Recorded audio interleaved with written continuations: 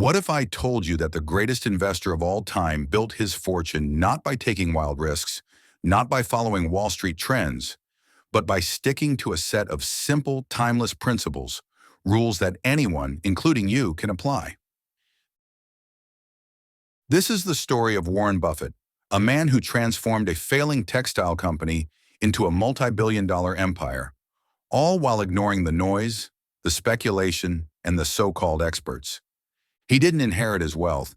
He didn't gamble on flashy stocks. He never followed the crowd. Instead, Buffett mastered the art of patience, discipline, and seeing value where others didn't. And in The Warren Buffett Way by Robert G. Hagstrom, we break down exactly how he did it, from his investing strategies to his mindset, to the simple but powerful rules that made him a legend. So what makes Buffett different? How does he find winning investments while others fail? And most importantly, how can you apply his strategies to grow your own wealth? In this deep dive, we'll uncover the secrets of Buffett's success, his investment philosophy, decision-making process, and the key lessons that can change how you think about money forever. By the end of this, you won't just understand Buffett's way of investing, you'll see the world through his eyes. So get ready, because once you learn the Warren Buffett way, you'll never look at investing the same way again. Chapter 1. The World's Greatest Investor. Warren Buffett is a name that echoes through the halls of Wall Street, yet his approach to investing is strikingly different from the high-speed, high-risk world of stock trading. He doesn't chase trends, he doesn't gamble on short-term market fluctuations, and he certainly doesn't believe in get-rich-quick schemes. Instead, Buffett has built his empire using a simple, timeless philosophy. Invest in great businesses at fair prices and hold them for the long haul. But how did he become the world's greatest investor? To understand Buffett's rise, we need to step into the world of Omaha, Nebraska, a place far removed from the chaos of New York's financial district. Unlike many Wall Street prodigies, Buffett wasn't born into a family of hedge fund managers or investment bankers. His father, Howard Buffett, was a stockbroker and later a congressman. Young Warren grew up with an early fascination for numbers and business, and by the time he was 6 years old, he was already selling packs of chewing gum door to door. Buffett's obsession with money and business only grew stronger. By the age of 11, he had bought his first stock, 3 shares of City Service Preferred, for $38 per share. When the stock price dropped to $27, he panicked but held on. Eventually, it climbed to $40 and he sold, pocketing a small profit. A great decision, right? Not quite. Soon after he sold, the stock skyrocketed to $200. This experience taught him a painful but powerful lesson. Patience pays. If he had just waited, his returns would have been far greater. It was one of his first encounters with the concept that would define his career: long-term investing. As he grew older, Buffett devoured books on finance and investing. He wasn't just reading for leisure, he was hunting for knowledge, searching for a philosophy that made sense. Then he discovered The Intelligent Investor by Benjamin Graham, the man who would become his greatest mentor. Graham introduced the idea of value investing, the practice of finding stocks that are priced lower than their intrinsic value and holding on to them until the market realizes their worth. Buffett was hooked. He enrolled at Columbia Business School just to study under Graham, where he absorbed every lesson like a sponge. Graham taught him that the stock market is like Mr. Market, an unpredictable character who offers stock prices every day. Sometimes Mr. Market is overly optimistic, pricing stocks too high. Other times he's pessimistic, selling them too low. The key, Graham argued, was to ignore Mr. Market's mood swings and instead focus on the true value of a business. After graduating, Buffett worked briefly for Graham's investment firm. But Graham was a strict numbers guy. He believed in finding undervalued stocks using cold, hard financial analysis, often without caring about the quality of the business itself. Buffett, however, started seeing things differently. He realized that numbers alone weren't enough. A company's management, competitive advantage, and long-term prospects also mattered. One of the biggest influences on Buffett's evolving investment style was a man named Philip Fisher. Fisher, a legendary investor in his own right, believed that great companies weren't just about low stock prices. They were about visionary leadership, strong customer loyalty, and sustainable growth. Buffett combined the best of both worlds. Graham's focus on value with Fisher's emphasis on quality. This fusion led him to build a unique investing philosophy, one that would shape Berkshire Hathaway into the financial powerhouse it is today. Instead of jumping from stock to stock, Buffett chose to invest in companies with strong fundamentals, solid management, and long-term potential. He looked at stocks not as lottery tickets but as ownership in real businesses. One of Buffett's most famous early investments was American Express. In the 1960s, the company was hit with a major scandal, the salad oil swindle. A fraudster tricked American Express into backing loans for large quantities of soybean oil that didn't exist. The company's stock price plummeted and Wall Street panicked. But Buffett saw an opportunity.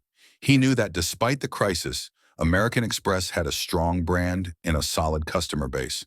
So while others were fleeing, he invested heavily. Within a few years, the stock rebounded and Buffett made a fortune. This ability to see beyond temporary setbacks and focus on long-term value became Buffett's trademark. He didn't buy stocks just because they were cheap. He bought them because they represented outstanding businesses with durable competitive advantages. Perhaps the most famous example of his patience and conviction is Coca-Cola. In the late 1980s, Buffett invested a staggering $1 billion in Coca-Cola stock. At the time, many questioned his decision, but Buffett understood the power of the brand. He saw Coca-Cola not just as a beverage company, but as a global empire with an unshakable consumer base. Decades later, that investment has multiplied many times over, proving his thesis right. Another key aspect of Buffett's strategy is his unwavering discipline. Unlike many investors who get swept up in market hype, Buffett sticks to his principles, even when it's unpopular. During the dot-com bubble of the late 1990s, while everyone was pouring money into internet stocks, Buffett refused to join the frenzy. He simply didn't understand the businesses well enough, and he wasn't willing to bet on speculation. When the bubble burst, wiping out billions of dollars, Buffett emerged unscathed. But perhaps what truly sets Buffett apart isn't just his investing acumen, it's his temperament. He doesn't let fear or greed dictate his decisions. He remains calm during market crashes and doesn't chase quick gains when the market is soaring. He understands that wealth isn't built overnight, but over decades of smart, patient investing. His famous mantra encapsulates his approach perfectly. Be fearful when others are greedy, and be greedy when others are fearful. It's a principle that has guided him through multiple recessions, financial crises, and market booms. Beyond investing, Buffett's success is also rooted in his deep understanding of human behavior. He knows that emotions drive markets, and he uses that knowledge to his advantage. While others panic sell during downturns, he sees buying opportunities. While others chase hot stocks, he sticks to timeless businesses. So what can we learn from Warren Buffett's journey? First, patience is key. The best investments take time to grow. Buffett didn't become the world's greatest investor by making quick trades. He did it by holding great companies for decades. Second, focus on value, not price. A cheap stock isn't necessarily a good investment, and an expensive stock isn't necessarily a bad one. The real question is, does the business have strong fundamentals? Third, stay rational.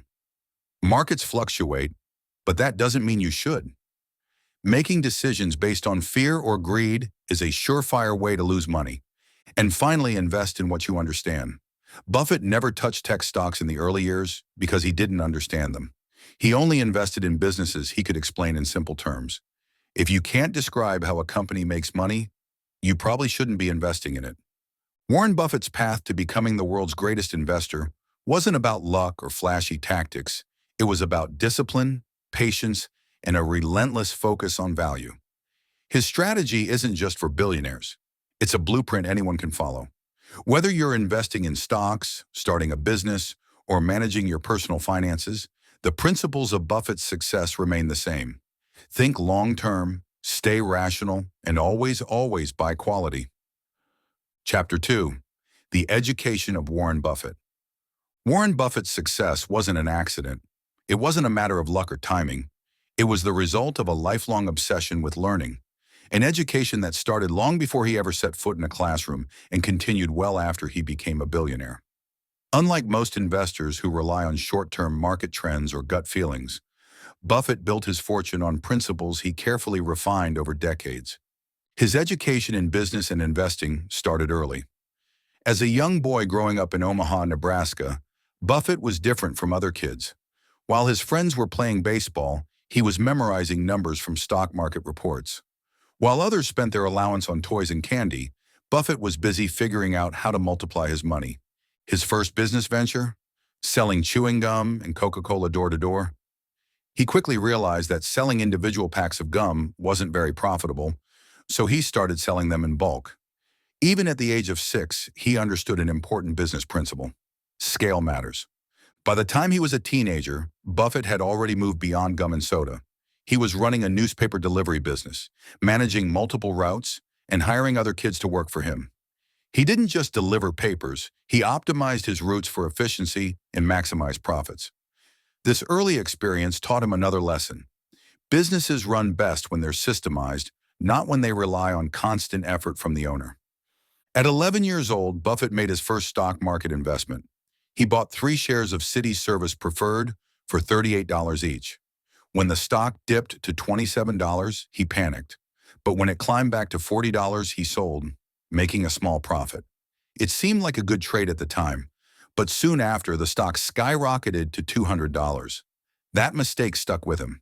He realized that being too impatient could cost him big gains. This was his first major lesson in long-term investing. But Warren Buffett wasn't just learning from his own experiences. He was a voracious reader. He devoured every book he could find about investing, business, and finance. One of his favorites was 1,000 Ways to Make 1,000, a book filled with creative business ideas. The lesson that stood out to him? The power of compounding. Buffett became obsessed with compounding. He understood that small amounts of money, when invested wisely, could snowball into massive fortunes over time. This idea would later become the foundation of his investment strategy. His teenage years weren't just about reading and working, he was also experimenting. At 14, he invested $1,200 in a used pinball machine and placed it in a local barbershop. The machine made money while he slept. Soon he reinvested his earnings into more pinball machines, expanding to multiple locations. This experience reinforced another valuable lesson. Great businesses don't require constant hands-on work. They generate income passively. Despite his early success in business, Buffett's formal education was just beginning. His father, Howard Buffett, was a stockbroker and later a U.S. congressman. He encouraged Warren to attend college, even though Warren himself wasn't particularly enthusiastic about the idea. He started at the Wharton School of the University of Pennsylvania, but found the courses boring and impractical. After 2 years, he transferred to the University of Nebraska, where he completed his degree in business. But his real education didn't come from the classroom. It came from his relentless self-study. The real turning point in Buffett's education came when he discovered Benjamin Graham's The Intelligent Investor. Graham was a legendary investor and the father of value investing. His philosophy was simple but powerful. Stocks should be treated like businesses, and investors should only buy them when they are selling for less than their true worth. Buffett was captivated. Graham's ideas made sense to him in a way that no other financial theories did. Stocks weren't just random numbers on a screen. They represented ownership in real companies. And just like buying a house or a car, the key was to buy when prices were low and value was high. Determined to learn directly from Graham, Buffett applied to Columbia Business School, where Graham was a professor. He was accepted, and studying under Graham changed his life. Graham taught him the concept of Mr. Market, an imaginary character who represents the stock market's irrational nature. Some days, Mr. Market is overly optimistic, offering high prices for stocks. Other days, he's depressed, selling at bargain prices.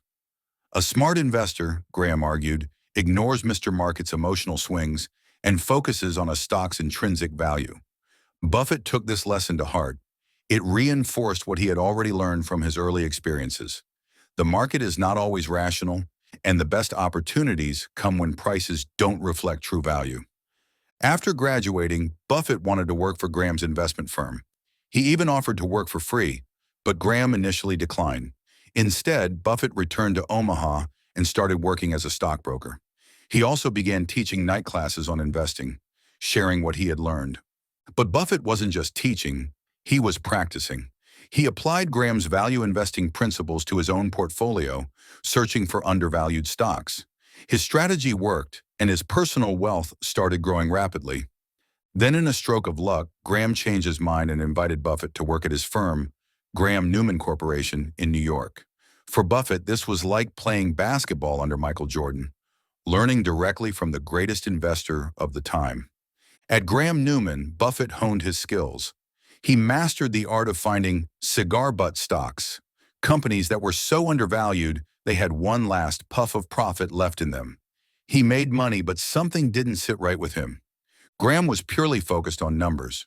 If a stock was mathematically cheap, he bought it, regardless of the company's quality. Buffett, however, was starting to think differently. He realized that not all cheap stocks were good investments, and not all expensive stocks were bad ones. His perspective shifted further when he discovered Philip Fisher's book, Common Stocks and Uncommon Profits. Fisher believed that great investments weren't just about low prices. They were about buying outstanding companies with strong management and long-term growth potential. This was Buffett's aha moment. He realized that instead of looking for cheap, struggling companies, he should focus on businesses with strong brands, loyal customers, and the ability to grow over time. He started moving away from Graham's strict approach and developing his own style. Around this time, Buffett also met Charlie Munger, who would later become his lifelong business partner. Munger reinforced Buffett's evolving philosophy. It's far better to buy a wonderful company at a fair price than a fair company at a wonderful price. This shift in thinking would shape Buffett's future investment decisions. He stopped hunting for cigar butt stocks and started looking for businesses that could compound wealth for decades. After Graham retired, Buffett returned to Omaha and started his own investment partnership. He used everything he had learned, from his childhood businesses to Graham's value investing to Fisher's focus on quality, and crafted an investment strategy that would make him one of the richest men in the world. The education of Warren Buffett wasn't about formal degrees or fancy credentials. It was about curiosity, constant learning, and a relentless pursuit of wisdom. His ability to take the best lessons from different mentors and combine them into a unique approach is what made him the investor he is today. So what can we learn from Buffett's journey? First, never stop learning. Buffett still reads for hours every day, even as a billionaire. Knowledge compounds just like money. Second, be patient. The best investments take time to grow. Buffett didn't get rich overnight. He got rich by staying the course. Third, don't just chase cheap stocks. Look for businesses with strong fundamentals and long-term growth potential. And finally, surround yourself with great mentors. Buffett had Graham, Fisher, and Munger guiding him. Learning from those who are ahead of you can accelerate your success. Buffett's education wasn't about memorizing formulas or following trends. It was about understanding the principles of business, investing, and human behavior, and applying them with discipline. And that, more than anything, is what made him the greatest investor of all time. Chapter 3. Our main business is insurance. The early days of Berkshire Hathaway. Warren Buffett's journey to building Berkshire Hathaway into an investment powerhouse wasn't a straight path. In fact, it started with what seemed like a mistake, buying a struggling textile company. But through a mix of patience, adaptability, and an eye for opportunity, Buffett transformed a failing business into one of the most valuable companies in the world. To understand how this happened, we have to go back to the early 1960s. At this point, Buffett was running his investment partnership and had built a solid reputation as a stock picker. He was still heavily influenced by Benjamin Graham's philosophy of buying stocks that were deeply undervalued. That's how he came across Berkshire Hathaway, a textile company that was trading below its book value. Berkshire was an old New England textile firm that had been around since the 19th century. On paper, it looked like a classic Benjamin Graham-style investment: cheap assets, a steady business, and a stock price that seemed too low. Buffett started buying shares, thinking he could make a quick profit when the company's fortunes turned around. But there was a problem. Berkshire Hathaway wasn't a great business. The textile industry in America was in decline, and the company's competitive position was getting weaker. Costs were rising, competition was fierce, and foreign manufacturers were producing textiles at lower prices. Buffett soon realized that he had walked into a classic value trap, a company that looked cheap but wasn't going to grow. But instead of cutting his losses, he did something unexpected. He took control of the company. The decision was driven by emotion as much as logic. Buffett had been negotiating with the company's CEO, Seabury Stanton, who offered to buy back Buffett's shares at $11.50 each. But when the final offer came in, Stanton only offered $11.37. That small act of bad faith irritated Buffett so much that he decided to buy more shares, oust Stanton, and take over the company himself. In hindsight, Buffett has called this one of his worst investment mistakes. He let his emotions drive his decision, and he was now stuck with a struggling textile business. But true to his style, he didn't panic. Instead, he adapted. Buffett quickly realized that textiles weren't the future of Berkshire Hathaway. If he wanted to turn it into a profitable enterprise, he needed to find a new way to use the company's resources. That's when he discovered insurance. Why insurance? Because insurance companies collect money, premiums up front, and only have to pay claims later. This creates a pool of money, known as float, that can be invested in other businesses. Unlike a textile company, which constantly needed cash to survive, an insurance company had a built-in stream of capital that could be used for more profitable ventures. Buffett had already started investing in insurance when he bought National Indemnity in 1967 for $8.6 million. This was a small but crucial move. It gave him access to float, the money he could now invest freely. Over time, Buffett used Berkshire's growing insurance operations to generate a massive amount of investment capital. Think of float like an interest-free loan that doesn't have to be repaid all at once. As long as the insurance company manages risk properly and doesn't pay out too many claims, it can use the float to invest and generate wealth. This is what made Buffett's approach so powerful. To put it in perspective, in 1970, Berkshire Hathaway's insurance float was around $39 million. By 1990, it had grown to over $1.6 billion. Today, it's well over $100 billion. That's an enormous pool of money that Buffett can deploy into stocks, businesses, and other investments. But insurance wasn't just a financial tool for Buffett. It also fit his philosophy of buying great businesses at fair prices. He wasn't interested in just any insurance company. He looked for firms with disciplined underwriting, strong leadership, and the ability to generate steady cash flow. One of his best moves was acquiring GEICO, the Government Employees Insurance Company. Buffett had first learned about GEICO back in 1951 when he was a student of Benjamin Graham, who was a director at the company. GEICO had a unique business model. It sold insurance directly to customers instead of using agents, which helped keep costs low. Buffett loved the company's long-term potential, and he never forgot about it. Years later, in the 1990s, when GEICO was struggling, Buffett swooped in and bought the remaining shares he didn't already own. Today, GEICO is one of the crown jewels of Berkshire Hathaway. Berkshire's expansion into insurance wasn't just about making investments. It was about building a fortress of financial strength. With a constant flow of insurance premiums coming in, Buffett never had to worry about raising money or relying on banks for loans. This gave him a massive advantage over other investors. But what's truly fascinating is how Buffett used this float to buy businesses outside of insurance. Over time, he acquired companies in industries like energy, railroads, manufacturing, and consumer goods. The common thread? He looked for businesses with durable competitive advantages, companies that could keep growing regardless of economic conditions. The transformation of Berkshire Hathaway from a struggling textile firm into a financial empire was no accident. It was a masterclass in capital allocation, taking money from a declining industry and reinvesting it into businesses with stronger growth potential. So what can we learn from this chapter of Buffett's journey? First, never let emotions drive investment decisions. Buffett has admitted that taking over Berkshire Hathaway was a mistake caused by frustration. But instead of doubling down on a bad business, he pivoted and found a better opportunity. Second, understand the power of float. Insurance might not seem exciting, but the ability to invest other people's money before having to pay it back is an incredibly powerful financial tool. Third, think long-term. Buffett didn't just buy businesses, He bought businesses that could generate consistent cash flow for decades. He wasn't looking for quick profits, but for lasting value. And finally, adaptability is key.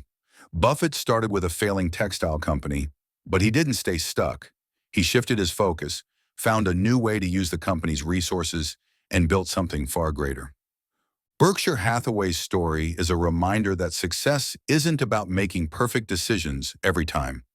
It's about recognizing mistakes, learning from them, and staying flexible enough to seize new opportunities.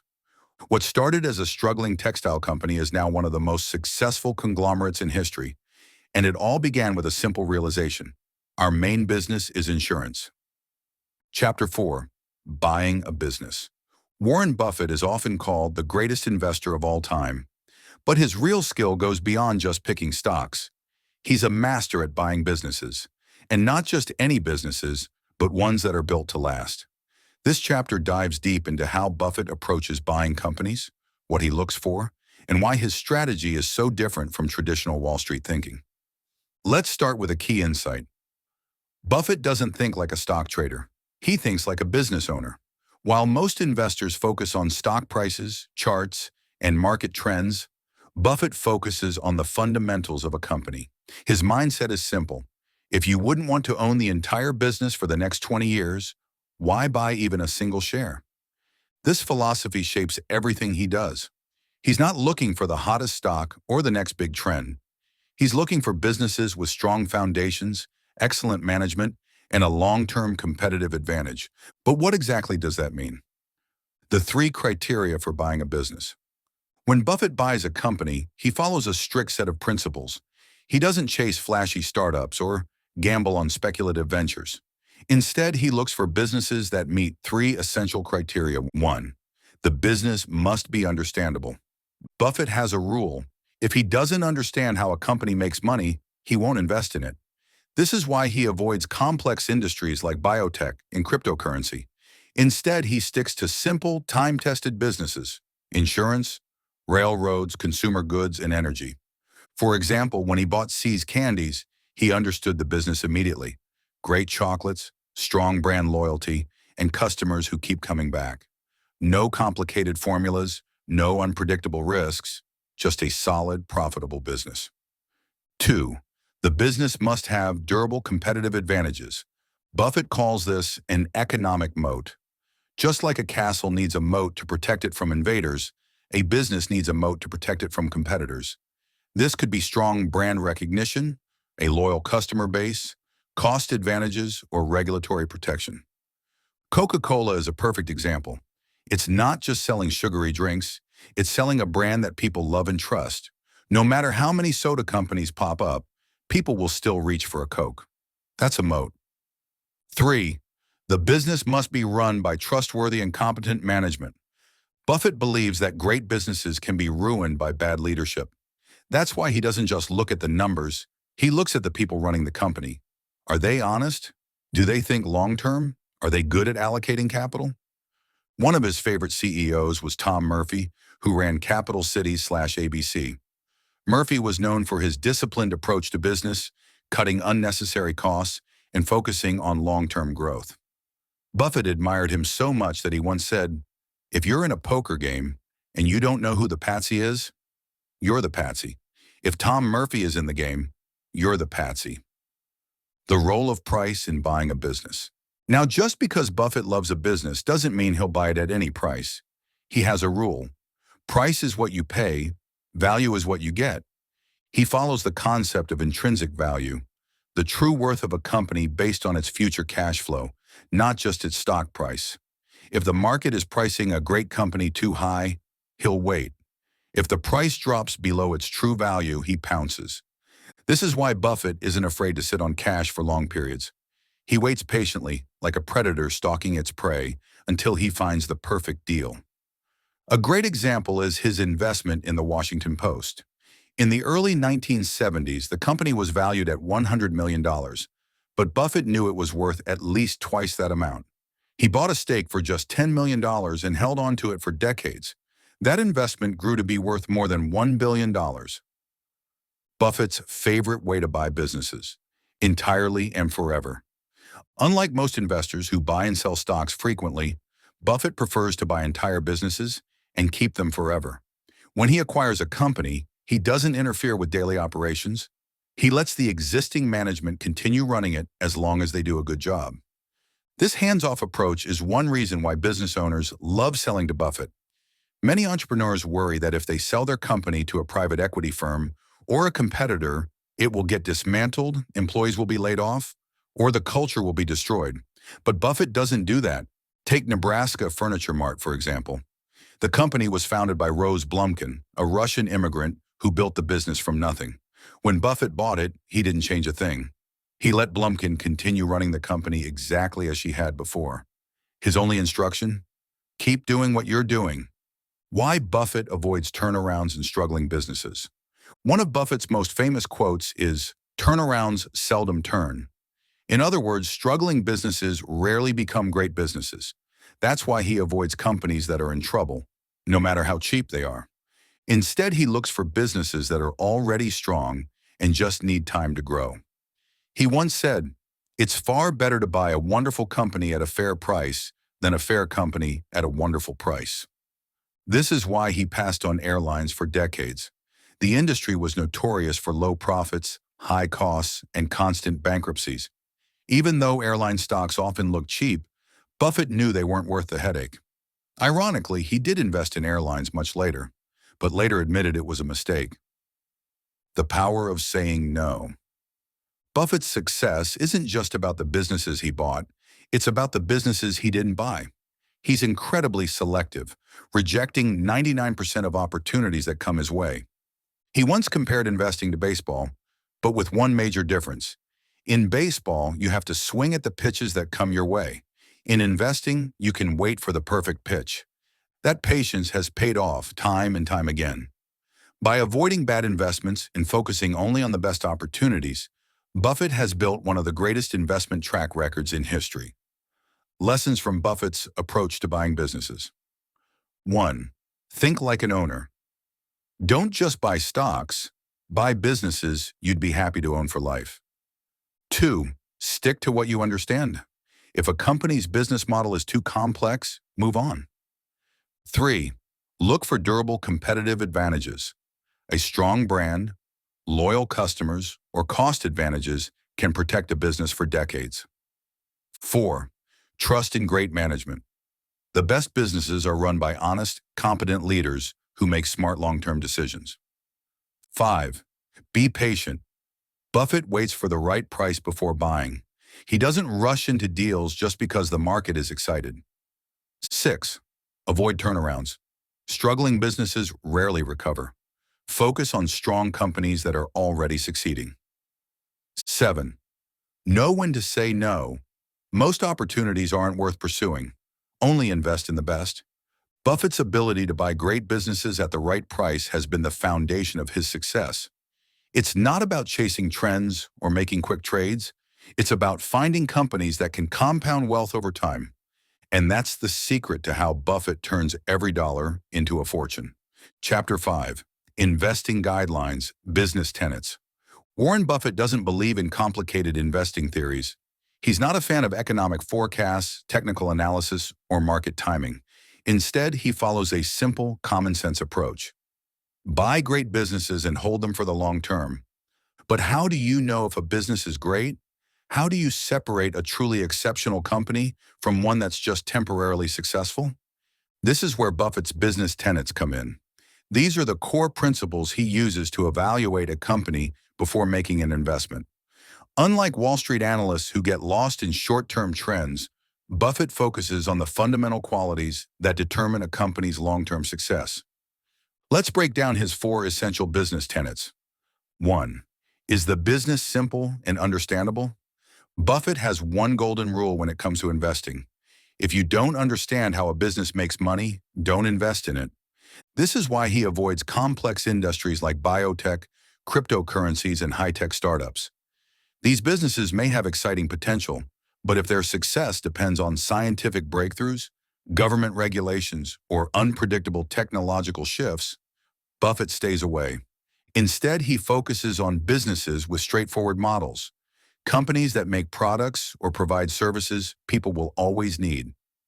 A perfect example is See's Candies, one of Buffett's favorite investments. The business is incredibly simple. People buy chocolates, enjoy them, and come back for more. There's no confusion about how the company generates profits. In contrast, Buffett avoided companies like Enron, which claimed to be a revolutionary energy company, but had an overly complex business model that few people understood. Years later, Enron collapsed in one of the biggest fraud scandals in history. Buffett's simple rule, invest only in businesses you understand, saved him from disaster. 2. Does the company have consistent operating history? Buffett looks for businesses with a long track record of success.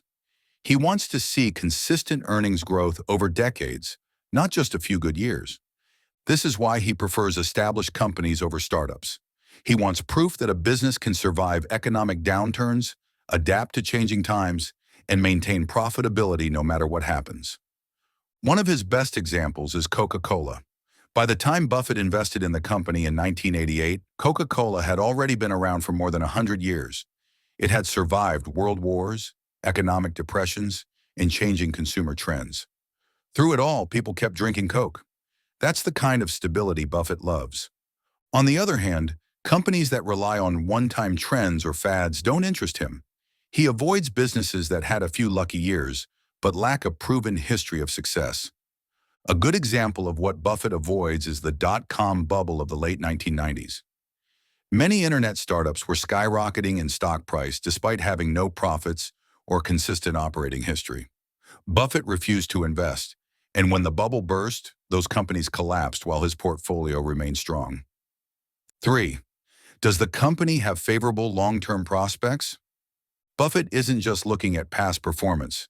He wants to know if the company will still be thriving 20, 30, or even 50 years from now. This is where he asks questions like, will people still need this product in the future? Can the company continue growing without needing constant reinvention? Does the business have a durable competitive advantage, or, as Buffett calls it, an economic moat? Coca-Cola is a perfect example. Even in a changing world, people will always drink beverages. The brand is globally recognized, and the company has a strong distribution network that competitors can't easily replicate. In contrast, some businesses might be profitable today, but face uncertain futures. A great example is the newspaper industry. Buffett once invested heavily in newspapers because they were highly profitable. But as digital media took over, newspapers struggled to compete. Even a great brand can decline if its long-term prospects weaken. Buffett's biggest takeaway here is simple. Don't just buy a stock. Buy a business that will remain great for decades. 4th, is the business free to operate without major outside influence? The best businesses have control over their own destiny. Buffett prefers companies that don't rely too much on government regulations, commodity prices, or unpredictable factors. For example, he has always been cautious about airline stocks. Airlines face constant pressure from fuel costs, government regulations, and competition. Even if an airline is well run, it still has to deal with unpredictable factors that can impact profits. In contrast, a company like See's Candies operates on its own terms. It sets its prices, controls its costs, and isn't dependent on external factors like oil prices or government policies. That kind of stability makes for a great investment. How Buffett's business tenets saved him from bad investments. Buffett's strict criteria have helped him avoid many disasters. The tech bubble, 1999 to 2000. While others were chasing internet stocks, Buffett refused to invest because most of those companies lacked a clear business model and consistent earnings. When the bubble burst, he was one of the few major investors who didn't lose money. The housing crisis, 2008. Many banks were lending money recklessly, and Buffett avoided investing in companies with complex financial products. When the crisis hit, he was in a strong position to buy great businesses at bargain prices. Tesla and cryptocurrency. Buffett has famously avoided investing in Tesla and Bitcoin. Why? Because they don't meet his business tenets. Tesla relies heavily on Elon Musk's leadership, and Bitcoin doesn't produce cash flow like a traditional business. Key takeaways from Buffett's business tenets. 1. Invest in businesses you understand. If you can't explain in simple terms how a company makes money, stay away. 2. Look for a consistent track record. A few good years aren't enough. Choose companies with decades of success. 3. Think long-term. Will this business still be strong 20, 30, or 50 years from now? 4. Avoid companies that are too dependent on outside factors. The best businesses control their own fate. Buffett's investing philosophy isn't about quick profits or chasing trends. It's about owning great businesses for the long haul. By following these business tenets, you can invest with the same clarity and confidence that made Buffett one of the richest people in history. Chapter 6. Investing Guidelines, Management Tenets. A great business is only as good as the people running it. Even if a company has a strong brand, high profits, and a competitive advantage, bad management can destroy everything. Warren Buffett understands this better than anyone.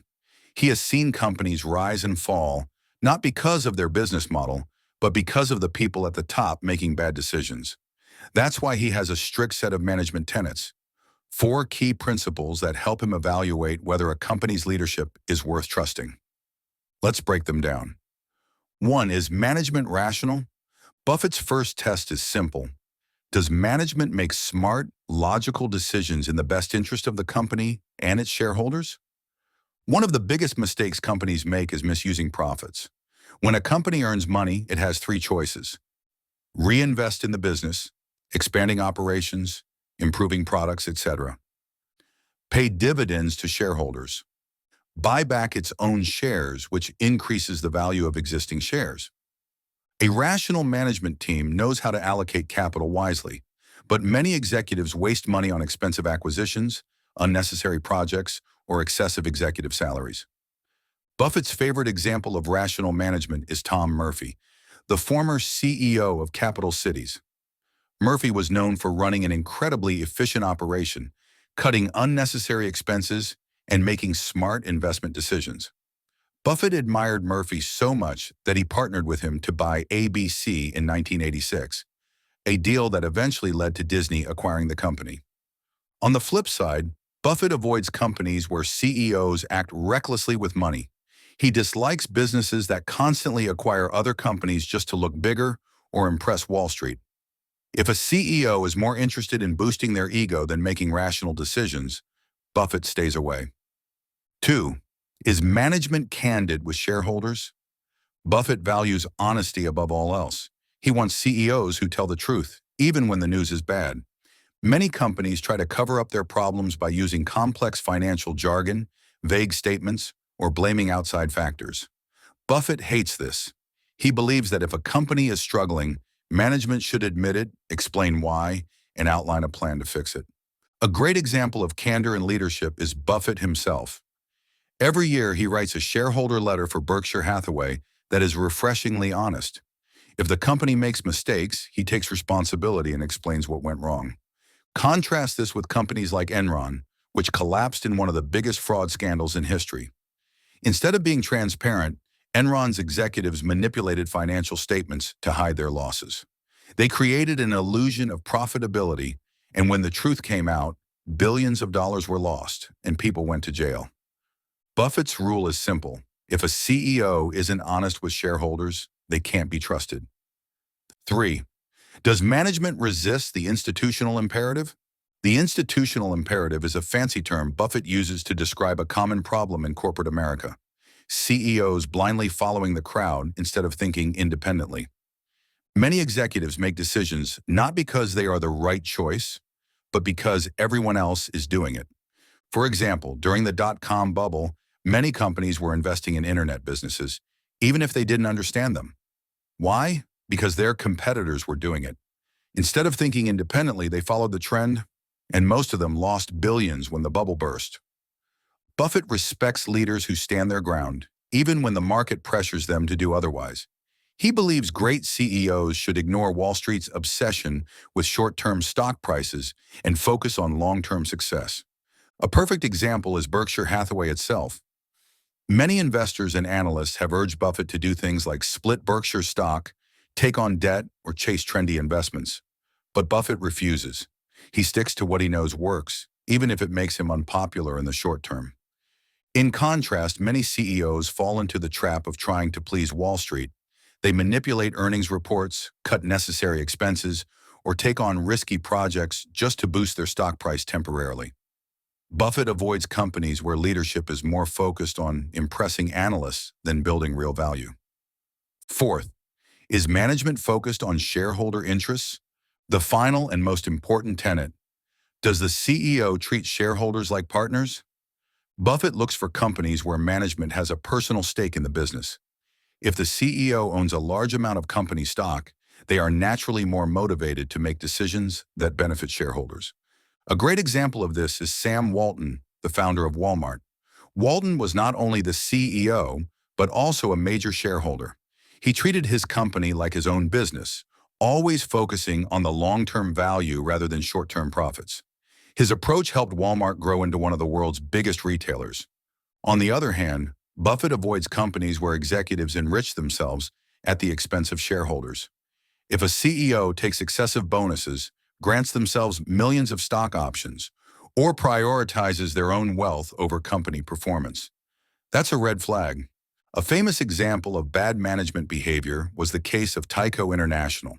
CEO Dennis Kozlowski looted the company for personal gain, spending millions of shareholder dollars on luxury homes, parties, and even a $6,000 shower curtain.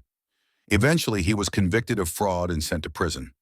Buffett's philosophy is simple. If a CEO wouldn't manage the company the same way if they owned 100% of it, they're not the right person for the job. How Buffett's management tenets help him pick great companies. Buffett has used these principles to find some of the best managed companies in the world. Coca-Cola. The company's management has been disciplined and focused on long-term value for over a century. Apple. CEO Tim Cook has maintained Buffett's favorite traits: rational decision-making, honesty, and a focus on shareholder value. See's Candies. The company operates efficiently and is run by people who truly care about its long-term success. Meanwhile, Buffett has avoided or criticized companies with poor management. Enron lied to shareholders and manipulated financial reports. General Motors, in the early 2000s, made bad financial decisions, leading to bankruptcy. Lehman Brothers took excessive risks and collapsed during the 2008 financial crisis.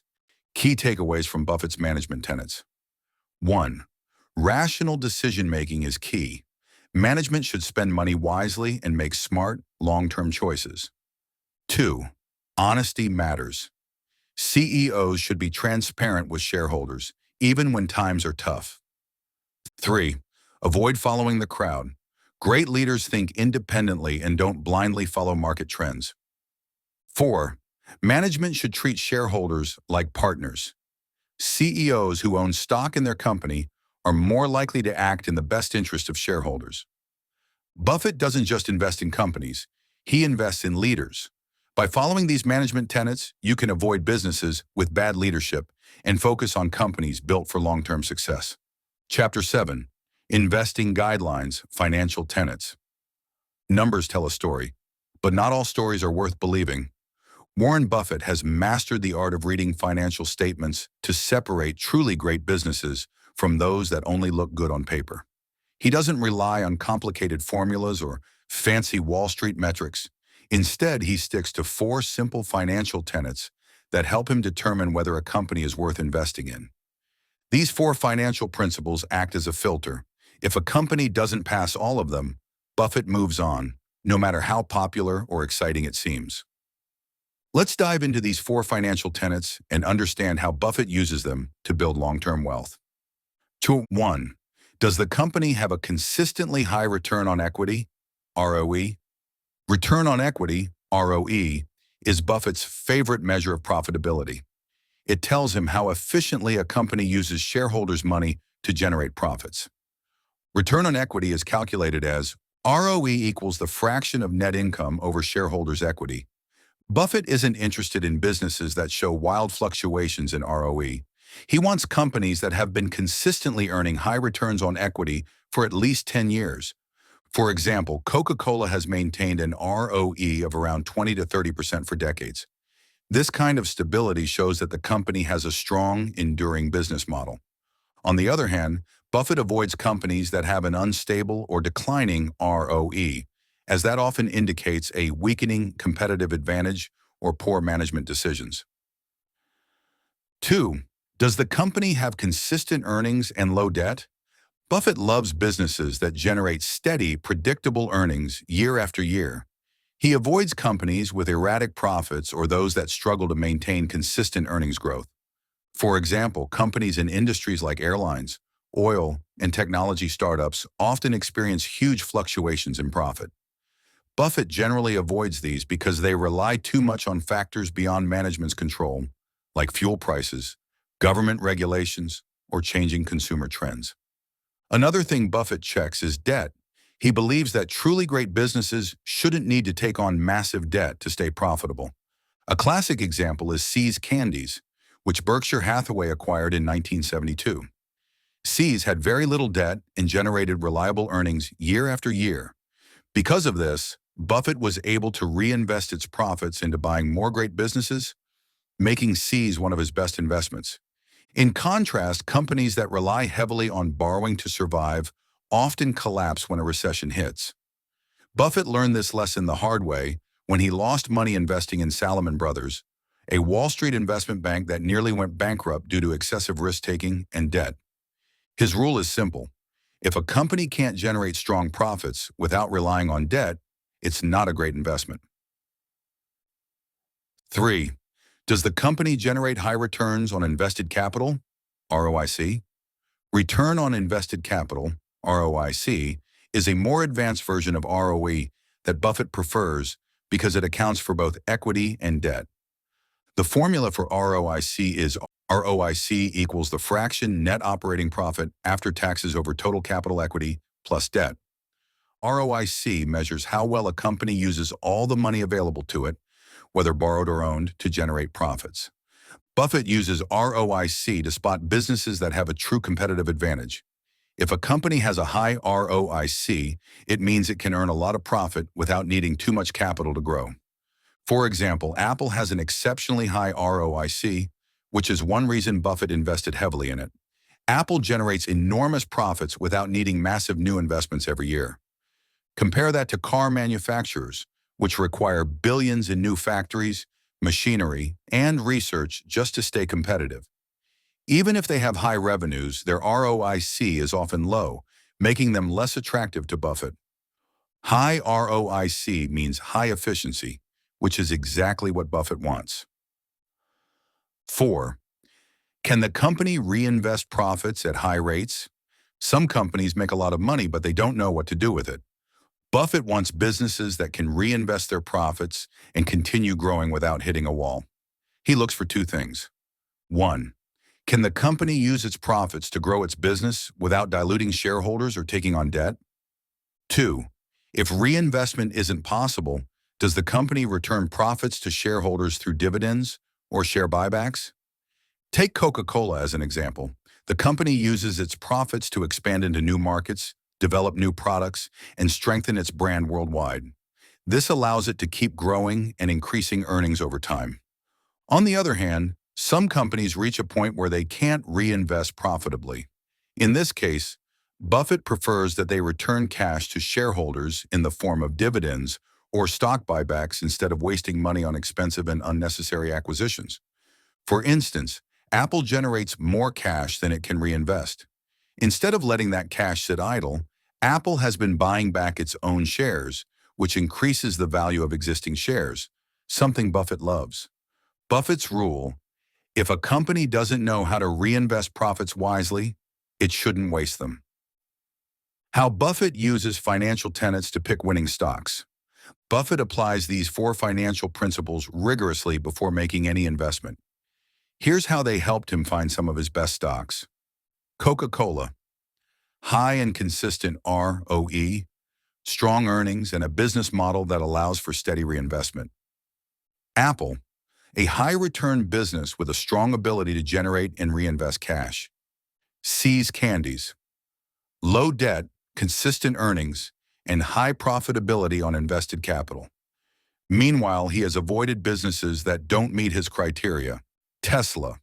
While Tesla is a hot stock, Buffett has avoided it because of its inconsistent profits and reliance on debt for expansion. Airlines. Buffett invested in airlines for a brief period, but later regretted it because their profits were highly unstable. WeWork. Buffett never touched WeWork as it was an unprofitable company that relied heavily on borrowed money. Key takeaways from Buffett's financial tenets. 1. High and consistent ROE matters. A great company generates strong returns on shareholders' money year after year. 2. Stable earnings and low debt are crucial. Businesses with unpredictable profits and excessive borrowing are risky investments. Third, ROS is the real test of efficiency. The best companies can generate high profits without requiring too much capital. 4. Profits should be reinvested wisely, either back into the business for growth or return to shareholders in a meaningful way. Buffett doesn't gamble on stocks. He carefully analyzes financials to find businesses that can compound wealth over time. By following these financial tenets, you can learn to invest like Buffett and build a portfolio of truly great businesses. Chapter 8, Investing Guidelines, Value Tenets. Investing isn't just about finding great businesses, it's about buying them at the right price. Warren Buffett learned this lesson from his mentor, Benjamin Graham, the father of value investing. Graham taught that even the best companies can be terrible investments if the price is too high. Buffett refined this idea over the years, developing his own value tenets to determine when a stock is truly worth buying. These tenets help him answer one key question: is this business available at a price that makes sense? Let's explore the 4 value tenets that guide Buffett's investment decisions. 1. What is the intrinsic value of the business? Buffett doesn't rely on stock price movements to decide whether a company is a good investment. Instead, he focuses on intrinsic value, the true worth of a business based on its ability to generate cash over time. To understand this, imagine 2 businesses. Company A earns $10 million in profit every year with steady growth. Company B earns $10 million, but its profits swing wildly depending on the economy. Even if both have the same earnings today, Company A is worth more because it provides steady and predictable profits. This is why Buffett focuses on business fundamentals, not stock market hype. He calculates intrinsic value by estimating the company's future cash flows and discounting them to their present value. This method, called discounted cash flow (DCF) analysis, helps him determine whether a stock is underpriced or overpriced. A practical example is Coca-Cola. Buffett bought it when its stock price was low, even though it was a strong company. Over time, as its value grew, so did his investment. His philosophy is simple. If you wouldn't buy the entire company at its current price, don't buy its stock either. 2.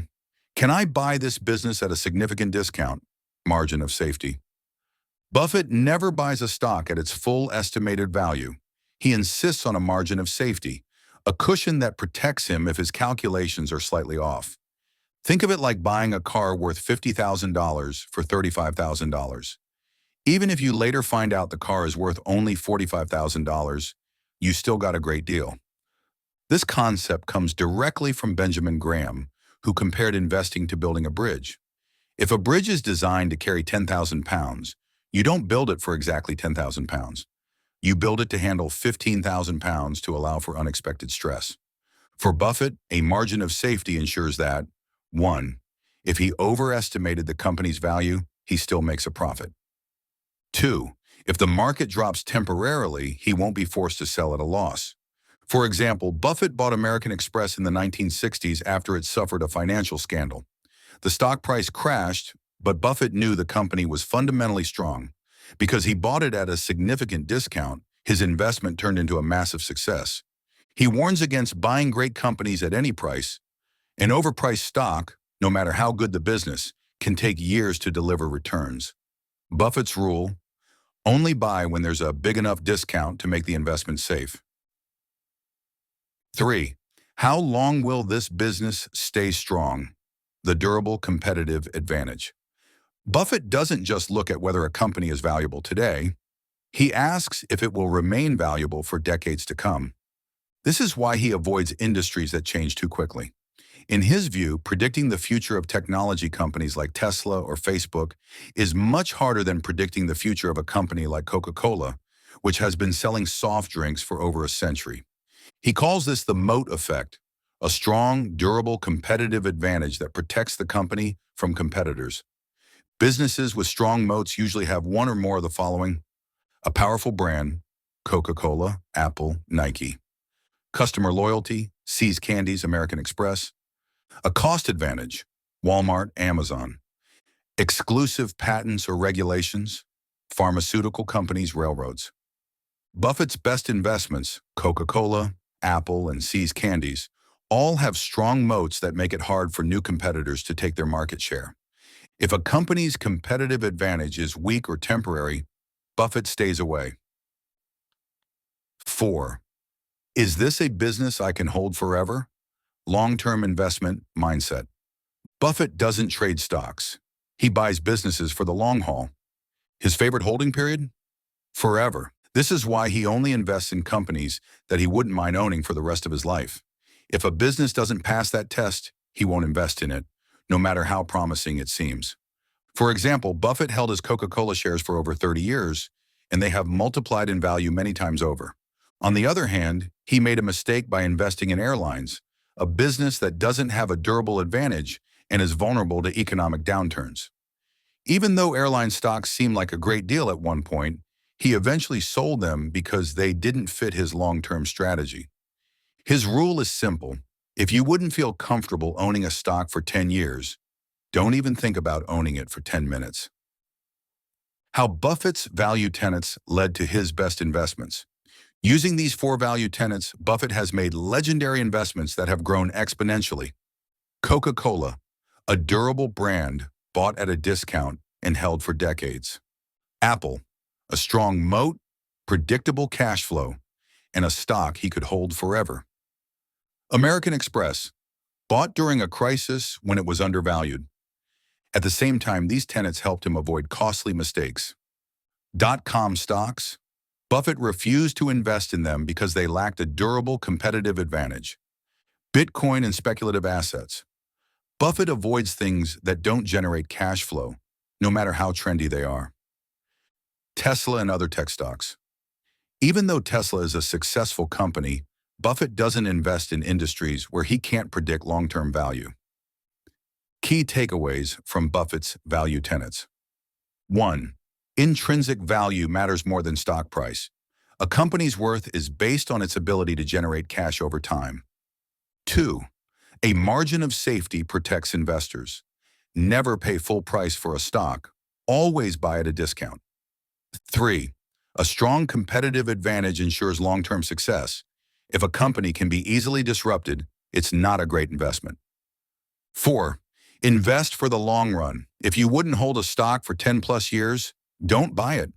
Buffett's value tenets help him buy wonderful businesses at wonderful prices. By following his strategy, you can avoid speculation and focus on true wealth-building investments. Chapter 9. Investing in Fixed Income Securities. Warren Buffett is best known for his stock investments, but that doesn't mean he ignores fixed income securities. While stocks represent ownership in a company, fixed income securities, like bonds, are loans that pay a fixed return over time. Buffett rarely invests heavily in bonds, but he understands their purpose. They offer stability, predictable returns, and lower risk than stocks. However, they also come with downsides, like inflation risk and lower long-term returns. In this chapter, we explore how Buffett thinks about fixed income investments, why he prefers stocks, and when bonds actually make sense. The nature of fixed income securities. Fixed income securities are investments where you lend money to an entity, like the government or a corporation, and receive interest in return. The most common types include government bonds, issued by the U.S. Treasury T-bills, T-notes, and T-bonds. Corporate bonds, issued by companies to raise capital. Municipal bonds, issued by states or local governments, often tax-exempt. Preferred stocks, hybrid investments with features of both bonds and stocks. Unlike stocks, bonds provide fixed payments over time and return the principal at the end of the term. They are generally safer but offer lower returns compared to equities. Why Buffett avoids bonds most of the time. Despite their safety, Buffett believes bonds are usually a poor long-term investment. Here's why. 1. Low returns compared to stocks. Historically, stocks have outperformed bonds over long periods. While bonds might yield 3% to 5% annually, stocks have averaged 8% to 10% over the past century. Buffett often reminds investors that compounding is the key to wealth. If you invest $10,000 at a 5% bond yield, it grows to $16,000 in 10 years. But at a 10% stock return, it grows to $26,000, a huge difference over time. 2. Inflation erodes bond returns. Bonds offer fixed payments, but inflation reduces their purchasing power. If a bond pays 5% annually but inflation is 3%, the real return is only 2%. Buffett calls inflation the silent killer of bond investors. Stocks, on the other hand, allow companies to raise prices and increase earnings, making them better inflation hedges. Third, lack of growth potential. Bonds don't increase in value the way stocks do. A stock like Coca-Cola can multiply in value over decades, but a 30-year bond still pays the same fixed interest. Buffett prefers investments with earnings growth potential, which is why he favors stocks over bonds. When Buffett uses fixed income investments. Even though Buffett generally avoids bonds, there are times when they make sense. Here's when he actually invests in fixed income securities. 1. During high interest rate periods. When bond yields are high, they become more attractive. In the 1980s, U.S. Treasury bonds offered double-digit returns. At that time, Buffett considered them a reasonable investment. But in today's low interest rate environment, he believes stocks are far superior. Second, as a cash reserve strategy. Buffett keeps a large amount of cash in short-term Treasury bills. He doesn't do this for returns, but to have liquidity when opportunities arise. For example, during the 2008 financial crisis, Buffett used his cash reserves to buy stocks at bargain prices, securing massive long-term gains. 3. When companies issue bonds on favorable terms. Sometimes Buffett buys corporate bonds when they offer a higher return than stocks with similar risk. In 2008, he purchased high-yield bonds from Goldman Sachs and General Electric, earning 10% interest, far better than typical bonds. 4. For stability in specific situations. Fixed income investments can be useful for retirees who need steady income, short-term investments where safety is a priority, periods of market uncertainty where capital preservation is key. But for most investors, Buffett believes long-term stock investments are far superior to bonds. Buffett's key fixed income investments. Even though Buffett prefers stocks, he has made several successful fixed income investments. Let's look at some of them. 1. 2008 crisis, high-yield bonds from Goldman Sachs and General Electric. During the 2008 financial crisis, most investors were panicking, but Buffett saw an opportunity. Goldman Sachs and General Electric needed capital, and Buffett struck a deal to lend them money through preferred stock, essentially a hybrid between stocks and bonds. He invested $5 billion in Goldman Sachs preferred stock, earning a 10% dividend. He made a similar deal with General Electric. These were essentially fixed income investments with much higher returns than normal bonds. When the crisis ended, Buffett made billions in profits. Second, Washington Post bonds. In the 1970s, the Washington Post Company was struggling. Most investors saw it as a risky bet, but Buffett saw undervaluation. Instead of buying its stock, he purchased its corporate bonds, which were yielding over 10%. Since the company was fundamentally strong, these bonds were an incredibly safe yet high-yield investment. Third, U.S. Treasury bills. Buffett always keeps a portion of Berkshire Hathaway's cash in U.S. Treasury bills. Even though they yield low returns, they serve as a safe place to park cash, a source of liquidity for stock market opportunities. While he doesn't view them as investments, he considers them a better alternative than holding cash. Buffett's advice for fixed income investors. Buffett's views on bonds are clear. 1. Stocks outperform bonds over the long run. If you're investing for decades, stocks will create far more wealth. 2. Bonds can be useful in specific situations. When interest rates are high or during crises, bonds can provide opportunities. 3. Inflation is the biggest threat to bond investors. Fixed payments lose value over time, making bonds risky for long-term investors. 4. Short-term bonds are useful for cash reserves. Buffett holds treasury bills, but only as a way to stay liquid, not as an investment strategy. 5. Look for high-yield opportunities. When bond markets misprice risk, there are chances to earn high returns with low risk. Key takeaways from Buffett's fixed income strategy. Buffett rarely invests in bonds because stocks generate higher long-term returns. He considers inflation a major risk for fixed income investors. Bonds make sense during high interest rate periods or financial crises. He prefers short-term treasury bills for liquidity rather than as an investment.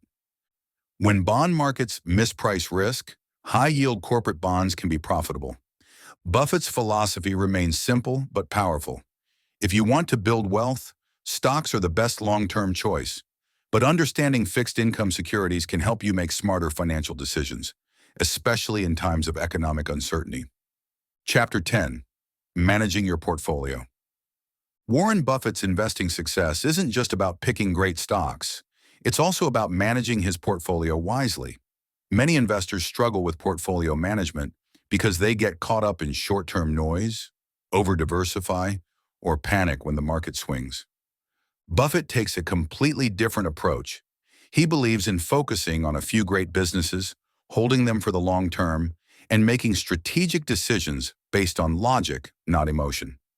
In this chapter, we explore Buffett's portfolio management principles, how he balances risk and reward, and why he doesn't believe in traditional diversification. Quality over quantity, the power of focus. Most investors believe in diversification, spreading money across many stocks to reduce risk. But Buffett argues that over-diversification can actually hurt returns. His philosophy: own a few great businesses rather than many mediocre ones. He compares investing to a punch card with only 20 slots. Imagine you can only make 20 investments in your lifetime. You choose only the best opportunities. Buffett believes that fewer, high-quality investments outperform a scattered, overly diversified portfolio. For example, instead of owning 50 average stocks, Buffett focuses on a handful of great businesses like Coca-Cola, Apple, and American Express. When he finds an outstanding company, he goes big. In some cases, a single stock makes up 20% or more of Berkshire Hathaway's portfolio. Lesson: concentrate on your best ideas rather than spreading yourself too thin, like holding for the long term. Buffett often says, "Our favorite holding period is forever." He doesn't buy stocks hoping to sell them in a few months or years. He buys them like a business owner. Why? Because great businesses compound wealth over time. Consider Coca-Cola. Buffett started buying Coca-Cola stock in 1988. Over 30-plus years, Coke's value has skyrocketed and its dividends have grown. If he had sold after 5 or 10 years, he would have missed out on billions in gains. This is the power of compounding. The longer you hold a great business, the more money it makes for you. Lesson: treat stocks like long-term business ownership, not short-term trades. When to sell, the rare exit strategy. Buffett rarely sells stocks, but when he does, it's usually for one of three reasons.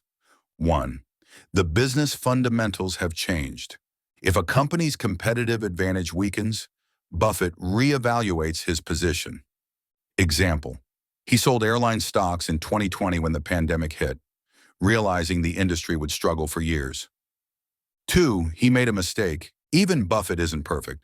When he realizes he misjudged a business, he cuts his losses. Example: he admitted that buying IBM was a mistake and eventually sold it. 3. A better opportunity comes along. If a far better investment appears, Buffett may sell a lower quality stock to free up cash. Example: in the 1990s, he sold some of his holdings to invest in Wells Fargo and American Express, which offered higher returns. Lesson: sell only when the company weakens, you made a mistake, or a much better opportunity arises. Buffett's view on market fluctuations. Most investors panic when the stock market drops, but Buffett welcomes volatility because it creates buying opportunities. He follows these key principles. 1. Ignore market predictions. Buffett doesn't believe in market forecasts because no one can predict short-term movements. In 1987, the market crashed by 22% in one day, but Buffett ignored the panic and kept buying great businesses. By 1990, his investments had recovered and grown significantly. 2. Use market drops to buy more. Buffett loves bear markets because stocks go on sale. During the 2008 financial crisis, he bought stocks like Goldman Sachs and Bank of America at bargain prices. When the market recovered, these investments made billions. 3. Never panic sell. Many investors sell in fear when markets crash, locking in losses. Buffett reminds us, the stock market is a device for transferring money from the impatient to the patient. Lesson: market drops are buying opportunities, not reasons to panic. Managing portfolio risk. Buffett's perspective. Buffett defines risk differently than most people. Traditional finance says, more stocks, less risk, diversification.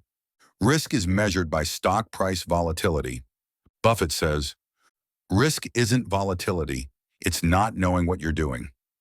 A portfolio of 5 great companies is less risky than 50 random stocks. He manages risk by 1. Only investing in businesses he understands.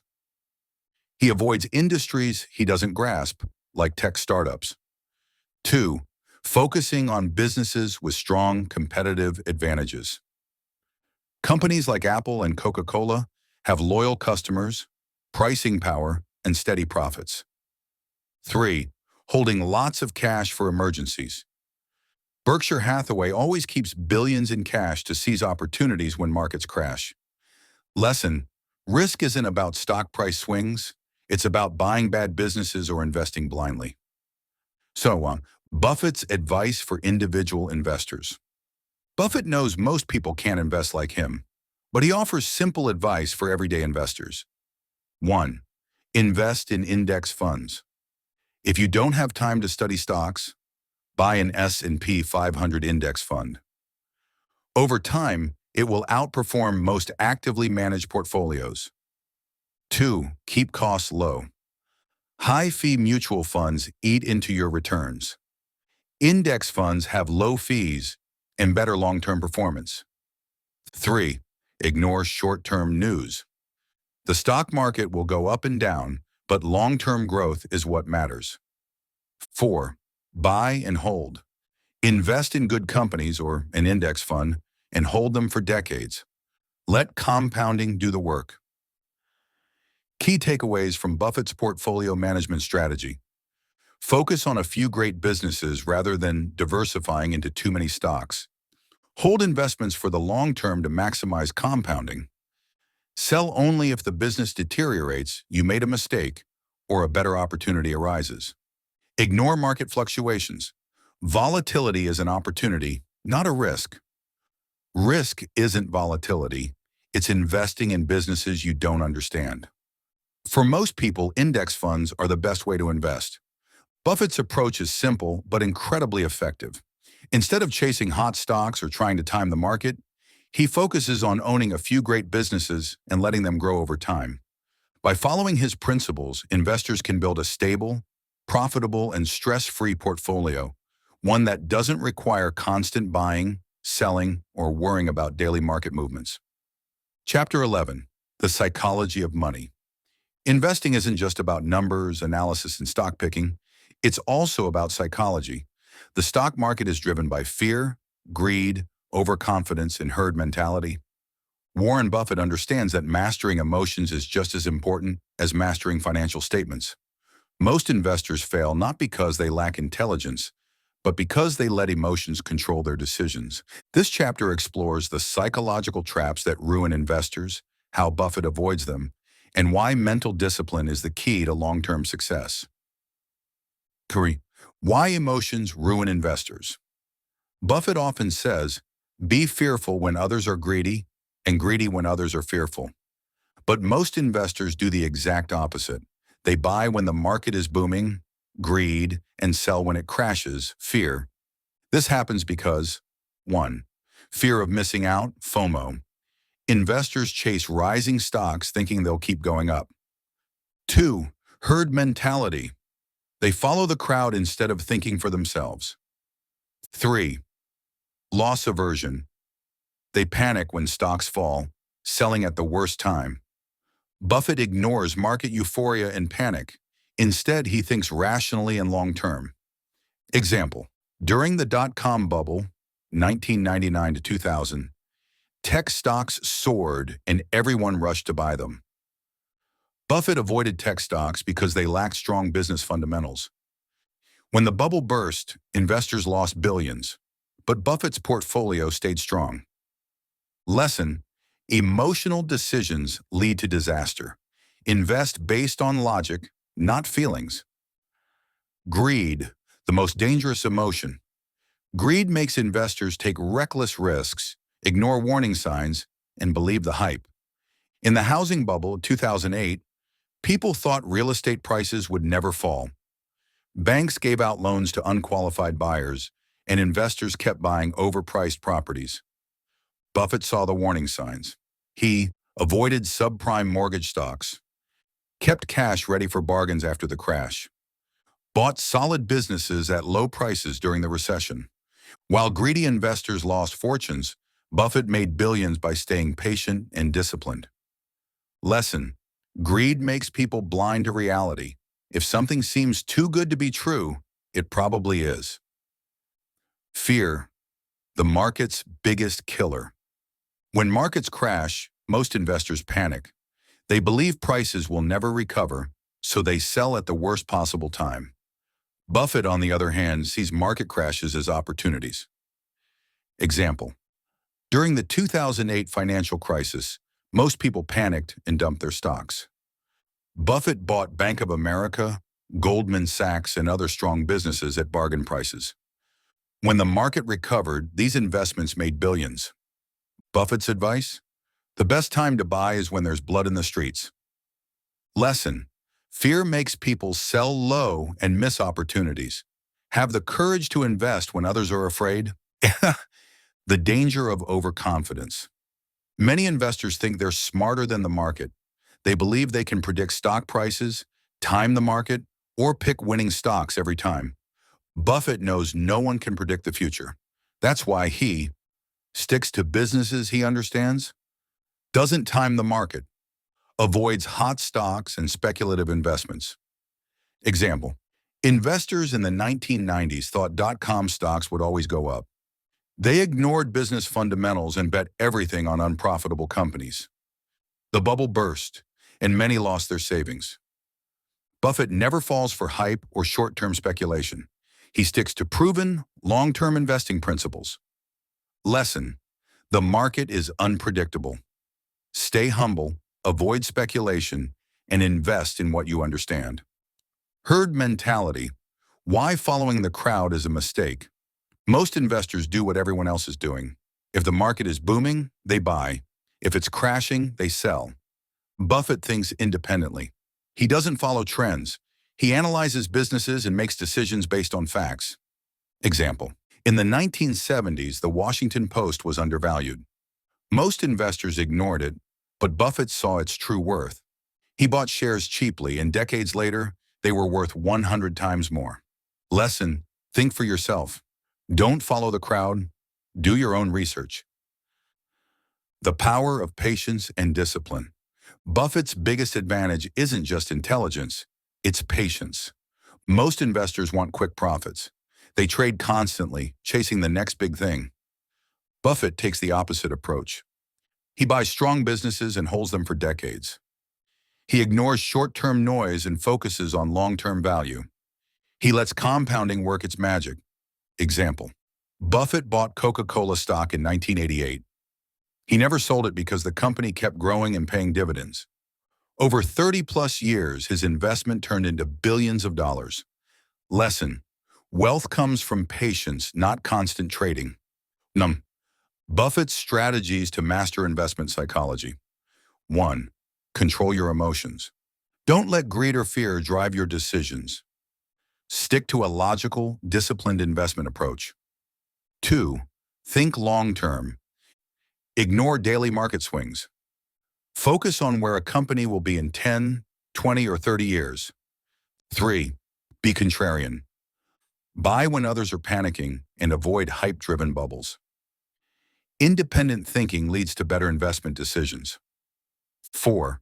Stay in your circle of competence. Only invest in businesses you understand. Avoid industries that are too complex or unpredictable. 5. Accept that you can't predict the market. Don't try to time the market. Instead, buy great businesses at fair prices and hold them. Key takeaways from Buffett's Psychology of Money. Investing is more about mental discipline than intelligence. Fear and greed ruin most investors. Learn to stay calm and rational. Overconfidence leads to disaster. No one can predict the market.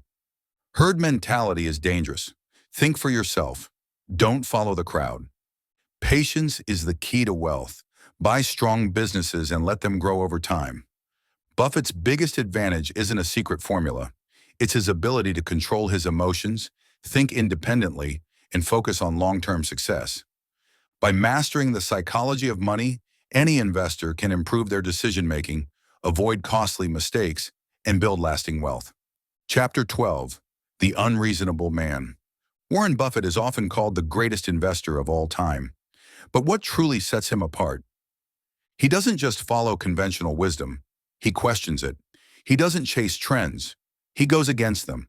He doesn't let emotions drive his decisions. He trusts logic and discipline. This final chapter explores why Buffett is so different from other investors and how his unique mindset has made him a billionaire. The power of being unreasonable. There's an old saying, the reasonable man adapts himself to the world. The unreasonable man insists on adapting the world to himself. Therefore, all progress depends on the unreasonable man. Buffett is an unreasonable man, and that's why he succeeds. Most investors follow market trends, try to predict short-term stock movements, react emotionally to market ups and downs. Buffett does the opposite. He ignores the crowd and trusts his own analysis. He buys companies based on long-term fundamentals, not short-term hype. He stays patient, disciplined, and focused, no matter what the market is doing. This unreasonable approach has made him one of the richest men in history. Buffett's unconventional thinking. 1. He ignores market predictions. Wall Street analysts constantly try to predict where the market will go next. Buffett doesn't listen to them. He knows no one can predict the future. Instead, he focuses on buying great businesses at fair prices and holding them forever. 2. He thinks of stocks as businesses, not tickers. Most investors treat stocks like numbers on a screen. Buffett sees them as pieces of real businesses. He asks, would I want to own this entire business? If yes, he invests. If no, he walks away. 3. He avoids debt and leverage. Many investors borrow money to amplify their stock market gains. Buffett never takes unnecessary risks. He knows that even a great investor can be wiped out by too much debt. 4. He's not afraid to be different. In the 1990s, everyone was investing in tech stocks, but Buffett refused. In the 2008 crisis, everyone was selling in panic, but Buffett was buying. He doesn't care what others think. He trusts his own judgment. Buffett's biggest contrarian moves: avoiding the dot-com bubble. In the late 1990s, the stock market was booming with internet startups.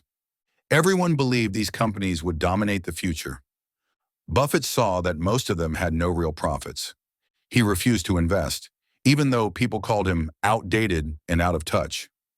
When the bubble crashed in 2000, Buffett was one of the few who didn't lose money, buying during the 2008 financial crisis. When the market collapsed in 2008, most investors were terrified.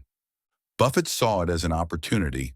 He bought shares in Bank of America, Goldman Sachs, and other strong businesses at bargain prices.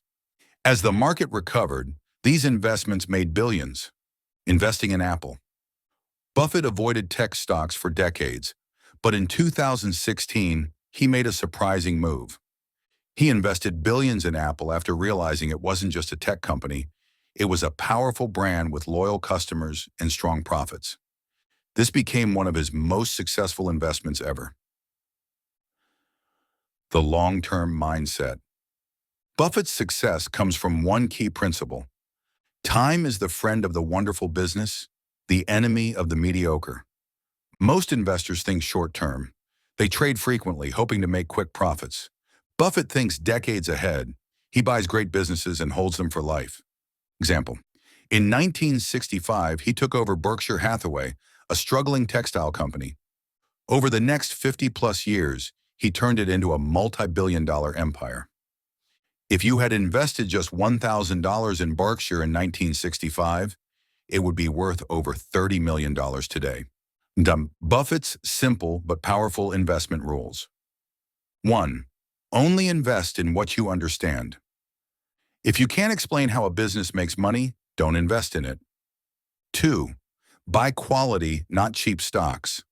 A great business at a fair price is better than a fair business at a great price. 3. Ignore short-term market movements. Stock prices go up and down, but a great business grows over time. 4. Be patient. Wealth isn't built overnight. It's built through decades of smart investing. 5.